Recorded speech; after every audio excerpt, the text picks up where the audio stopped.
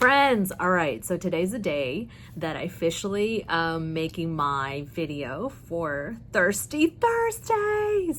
Yeah, so I'm really excited about this because I miss making videos. I took a long break. You know how that goes. I know I started last week, but this is officially me calling Thirsty Thursdays.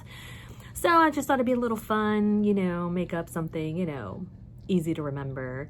And I like to have consistency when I make videos. Now, what time I'll post it? Well, we're working on that one. But I figured Thursday for sure is when I'm going to roll them out. All right, so last week we talked about Peter, and there's a lot of great information, so go check it out. But something I wanted to talk to you about. So back in the day, when I was a young child, anyways, I was in middle school, and me and a friend of mine, my family and his family, would go to Gardner every year. And we would basically go camping. We'd go rock climbing, or not really rock climbing, maybe walk it up kind of thing, but go swimming in the river. I mean, we pretty much did everything. I hung out with him and his family. It was a lot of fun every year. Well, this one year, we decided to go horseback riding, or actually it's kind of a trail ride more than anything. And this trail ride basically promised that the horses would take you down this trail, and basically they follow this path that's basically, you could see the path. It's been there for years. The horses kind of follow it. So they promise, that you'll be safe. The horses know what they're doing. They know where to go, when to go, how to go, so it created a lot of comfort, peace, knowing the consistency of these horses, that they go one pace and one pace alone. So there was a lot of that. And so we get on these horses. We're really excited, me and my friend. And our parents are getting on them as well. And as we're riding, we're like, we want to go faster. So we try to giddy up the horse. We kind of kick the horse a little bit so we can go faster. And of course the horse is like, yeah, no, we don't do that. So what we decided to do, of course, us being kids, right? We held back the horse to stop the horse, and it kind of stopped so that we had a space between us and our parents. And it wasn't a big space, but it was something, we wanted to do so that we can giddy up, to catch up to our parents. And it actually worked a little bit, but of course it went back to the same, slow trotting. And of course these horses were probably retired and, very, just, they knew the way to go path. This is what they've always done. Well, I remember thinking of that story this morning, and I thought, how crazy do we get to when we learn the path that we should go, and how it builds this, that path where it's always there. We know it's safe. We know where it's going to begin. We know where it's going to end. And we know that we keep going down that path, that it will always be there, same place, same time. There's great consistency. It's just always there. And there's nothing wrong with that, because there's a lot of stability in that, knowing that that is always there. And in fact, that's what they pitched, that, hey, you have this. And it really made me think that it's not bad, but there's never an opportunity of growth. There's never an opportunity of growth. There's never an opportunity to try a different path, a different trail, a different way of doing things, because this is how you've done it. This is how you've always done it. And then it brings me to Peter. This is in the 14th chapter, and this is the moment where they're in the boat, the storm's going crazy, and Jesus is walking on water.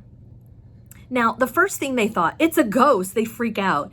And I think we don't give the disciples any credit, because the fact that they thought it was a ghost, I mean, have you ever seen anybody walk on water? I don't know about you, but not me. I have never seen anybody walk on water. Now, there's a couple perspectives that I kind of want to point out. And one of the things I want to point out is the fact that the moment they had fear, is that a ghost? They thought it was a ghost. Immediately, Jesus spoke to their fear. They said, "Fear not, for it is I. Take courage." And how amazing is that? Jesus didn't rebuke them, because he knew where their hearts were. He knew that there was a whole nother level of trust, a whole nother level of faith, a whole nother level of seeing Jesus in a way they had never seen before. You see, they've been walking with Jesus on dry land. They've been experiencing many miracles and seeing many things, and they have grown during this time with Jesus, but they never have seen him walk not only in a storm, but through it. They've seen so many other things. So have you ever had Jesus show up in your life in a way that you didn't expect it? to the point where you didn't even know it was him, but in reality it is him because he's trying to work something else out in you. You see, this expanded the ability for the disciples to see Jesus in a whole new level, that Jesus is not always that same path going the same way all the time, every time, that Jesus can do anything and everything. With God, all things are possible, but there's no limitations to what Jesus can do. And this broke the limitations. This broke the limitations of the ability that Jesus really can do anything. He really is the Son of God. And I think sometimes in our Christian life, we can say, oh, I pray this is how God answers. And sometimes there's some good momentum and stability because that's who Jesus is. He's consistent in who he is. But sometimes I think we put him in a box and not realizing that he can answer in a way different way, in a way better way. And we limit because then we say, hey, no, that's not the answer. Oh, that's not how it looks. I mean, look at the Pharisees who denied Jesus. He walked among them. He walked among them, and yet they didn't even recognize that that was the Son of God because they anticipated, they expected Jesus to come a certain way in a certain package and a certain, whatever expectations that they had. So this amazing opportunity for the disciples to see a ghost and to admit that, it's a ghost. And then eventually Jesus speaks to them like, hey, no, it's me. This is a whole nother level. And what is even awesomer, yes, it's a word, and amazinger, right? I make up my own words. that Peter says, if it's you, Lord, call me out onto the water. You see, Peter has some crazy faith, crazy faith. The mere fact that not only he said, can I come to you, but he said, can I come onto the water to you? And that was amazing. And then what does Jesus say? He says, come.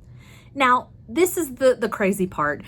And I love this. So Jesus says, come. He didn't say, come, Peter. He said, come. So all the other disciples could have gotten out of the boat and went towards Jesus as well. They could have walked on water too, because even though Peter asked, didn't mean that they couldn't have gone as well.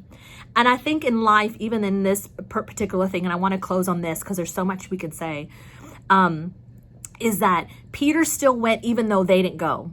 He didn't say, well, my friends are not going, so maybe I shouldn't go. Not that anything wrong or bad about the disciples, of his friends and who he was with, but if God calls you out, it's not necessarily he's separating you, he's taking you to another level. Are you willing to take that whole nother level to another level of faith, perseverance, and experiencing Jesus in a whole nother way? So he stepped out into the water and he began to walk on water. And how amazing is that? But the cool part is the disciples didn't miss out. They had an opportunity to get out, but they didn't, and that's okay. But they began to witness what Peter was doing. That spoke volumes to who they were and who they are. So even though that they could have had an opportunity to walk out on water, they still got blessed because they did the best they could in who they were. Jesus met them where they were at. So here Peter's taking it to a whole nother level, but it doesn't mean that the disciples didn't go to a whole nother level of faith as well. Because remember, when Jesus got back on the water, they were like, oh, you really are the Son of God. You are the one that we worship, that we love, that you are who you say you are. And so I just want to kind of throw out to you guys, is Jesus trying to take you to a whole nother level and have you see things that you've never seen before? Is he trying to help you see his character in a different way, because he wants to bless you in a different way, in a greater way. And maybe he's trying to answer your prayers. So pray, you guys, stay encouraged. He is on your side. He's showing you something. He's taking you out of the boat. He's taking you to another level. Have faith, stay courageous. I love you guys. See you next week.